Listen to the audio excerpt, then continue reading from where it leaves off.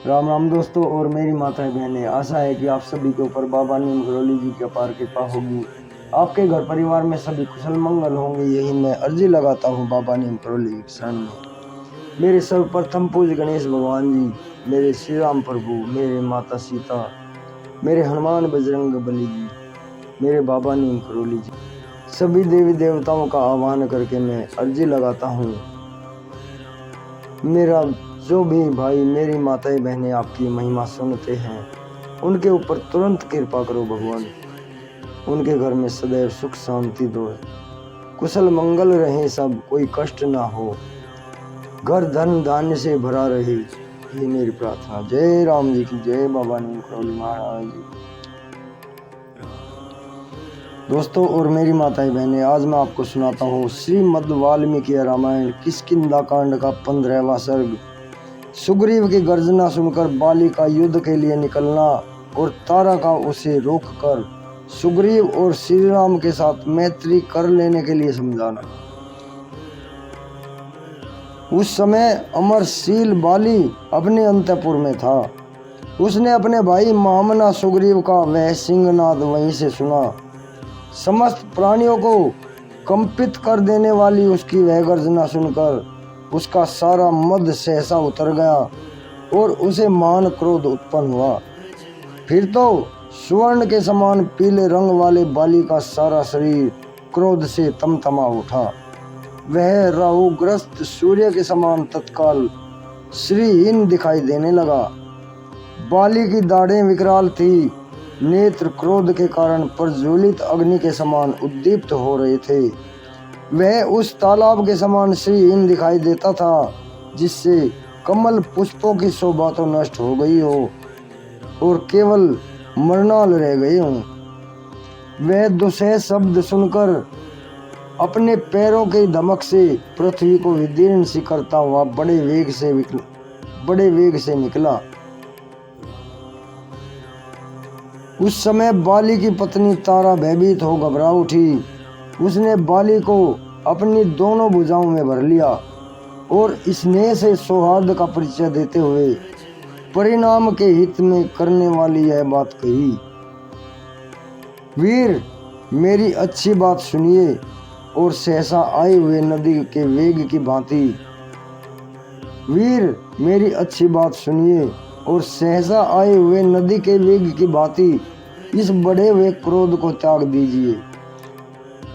जैसे प्रातःकाल सैया से उठा हुआ पुरुष रात को उपभोग में लाई गई पुष्पमाला का त्याग कर देता है, उसी प्रकार इस क्रोध का परित्याग कीजिए। वानरवीर, कल प्रातःकाल सुग्रीव के साथ युद्ध कीजिएगा, इस समय रुक जाइए। यद्यपि युद्ध में कोई शत्रु आपसे बढ़कर नहीं है और आप किसी से छोटे नहीं हैं, तथापि इस समय सहसा आपका घर से बाहर निकलना मुझे अच्छा नहीं लगता। आपको रोकने का एक विशेष कारण भी है, उसे बताती हूँ, सुनिए। सुग्रीव पहले भी यहाँ आए थे और क्रोधपूर्वक उन्होंने आपको युद्ध के लिए ललकारा था। उस समय आपने नगर से निकालकर उसे परास्त किया और वे आपकी मार खाकर संपूर्ण दिशाओं की ओर भागते हुए मतंग में चले गए और वे आपसे मार खाकर संपूर्ण दिशाओं की ओर भागते हुए मतंग वन में चले गए।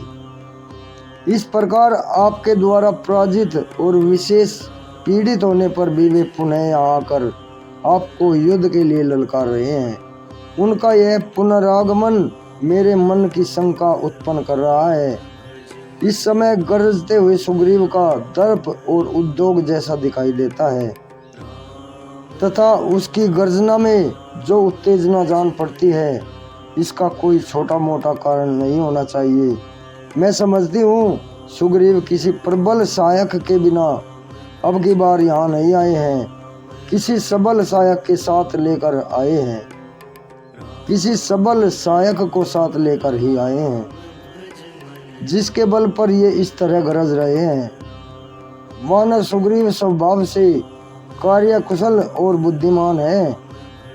वे किसी ऐसे पुरुष के साथ मैत्री नहीं करेंगे जिसके बल और पराक्रम को अच्छी तरह परखना लिया हो। वीर, मैंने पहले ही कुमार अंगद के मुंह से यह बात सुन ली है, इसलिए आज मैं आपके हित की बात बताती हूँ। एक दिन कुमार अंगद वन में गए थे और वहाँ गुप्तचरों ने उन्हें एक समाचार बताया जो उन्होंने यहाँ आकर मुझसे भी कहा था। वह समाचार इस प्रकार है। अयोध्या नरेश के 2 शूरवीर पुत्र, जिन्हें युद्ध में जीतना अत्यंत कठिन है, जिनका जन्म रघुकुल वंश में हुआ है और जो श्री राम और लक्ष्मण के नाम से प्रसिद्ध हैं, यहाँ वन में आए हुए हैं। वे दोनों दुर्जय वीर सुग्रीव का प्रिय करने के लिए उनके पास पहुंच गए हैं। उन दोनों में से जो आपके भाई के साथ युद्ध कर्म में सहायक बताए गए हैं, उन दोनों में से जो आपके भाई के युद्ध कर्म में सहायक बताए गए हैं,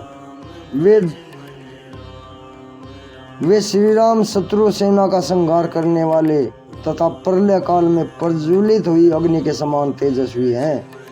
वे साधु पुरुषों के आश्रयदाता कल्प वृक्ष हैं और संकट में पड़े हुए प्राणियों के लिए सबसे बड़ा सहारा है। और पुरुषों के आश्रय यश के एकमात्र भजन, ज्ञान विज्ञान से संपन्न तथा पिता की आज्ञा में स्थित रहने वाले हैं। जैसे गिरिराज हिमालय नाना धातुओं की खान है, उसी प्रकार श्री राम उत्तम गुणों के बहुत बड़े भंडार हैं। अतः उन महात्मा राम के साथ आपका विरोध करना कदापि उचित नहीं है, क्योंकि वे युद्ध की कला में अपना सानी नहीं रखते। उन पर विजय पाना अत्यंत कठिन है। शूरवीर, मैं आपके गुणों में दोष देखना नहीं चाहती, अतः आपसे कुछ कहना चाहती हूँ। आपके लिए जो हितकर है वही बात बता रही हूँ, आप उसे सुनिए और वैसा ही कीजिए। अच्छा यही होगा कि आप सुग्रीव का शीघ्र ही युवराज के पद पर अभिषेक कर दीजिए। वीर वानरराज, सुग्रीव आपके छोटे भाई हैं, उनके साथ युद्ध ना कीजिए। मैं आपके लिए यही उचित समझती हूँ कि आप वैर भाव को दूर हटाकर श्री राम के साथ सौहार्द और सुग्रीव के साथ प्रेम का संबंध स्थापित कीजिए। वानर सुग्रीव आपके छोटे भाई हैं, अतः आपका लाड़ प्यार पाने के योग्य हैं। वे तृष्य मुख पर रहें या किष्किंधा में, सर्वथा आपके बंधु ही हैं। मैं इस भूतल पर उनके समान बंधु और किसी को नहीं देखती हूँ। आप दान मान आदि सत्कारों के द्वारा उन्हें अपना अत्यंत अतरंग बना लीजिए, जिससे वे इस वैर भाव को छोड़कर आपके पास रह सकें। पुष्ट ग्रीव वाले सुग्रीव आपके अत्यंत प्रेमी बंधु हैं, ऐसा मेरा मत है। इस समय भ्रात प्रेम का सहारा लेने के सिवा आपके लिए यहाँ दूसरी कोई गति नहीं है। यदि आपको मेरा प्रिय करना हो तथा आप मुझे अपनी हितकारिणी समझते हो, तो मैं प्रेम पूर्वक याचना करती हूँ, आप मेरी यह नेक सलाह मान लीजिए। स्वामी, आप प्रसन्न होइए, मैं आपके हित की बात कहती हूँ। आप इसे ध्यान देकर सुनिए। केवल रोष का ही अनुसरण ना कीजिए। कौशल राजकुमार श्री राम इंद्र के समान तेजस्वी हैं। उनके साथ बैर बांधना या युद्ध छेड़ना आपके लिए कदापि उचित नहीं है। उस समय तारा ने बाली से उसके हित की बात ही कही थी और यह लाभदायक भी थी, किंतु उसकी बात उसे नहीं रुची, क्योंकि उसके विनाश का समय निकट था और वह काल के पास में बंध चुका था। इस प्रकार श्री वाल्मीकि निर्मित आस रामायण आदि काव्य के किष्किंधा कांड में 15वां सर्ग पूर्ण हुआ। जय श्री राम, जय हनुमान जी की जय, बाबा नीम महाराज प्रभु राखो शरण। जय राम जय। दोस्तों और मेरी माताएं बहनें, 15वां सर्ग पूर्ण हुआ है। कल मैं आपको 16वां सर्ग सुनाऊंगा। बाली का तारा को डांट कर लौटाना और सुग्रीव से जूझना तथा श्री राम के बाण से घायल होकर पृथ्वी पर गिरना। अभी आज्ञा लेता हूँ। श्री राम प्रभु की, हनुमान जी की, बाबा नीम करोली जी की आपके ऊपर सदैव कृपा दृष्टि बनी रही, यही मेरी मंगल प्रार्थना। जय श्री राम।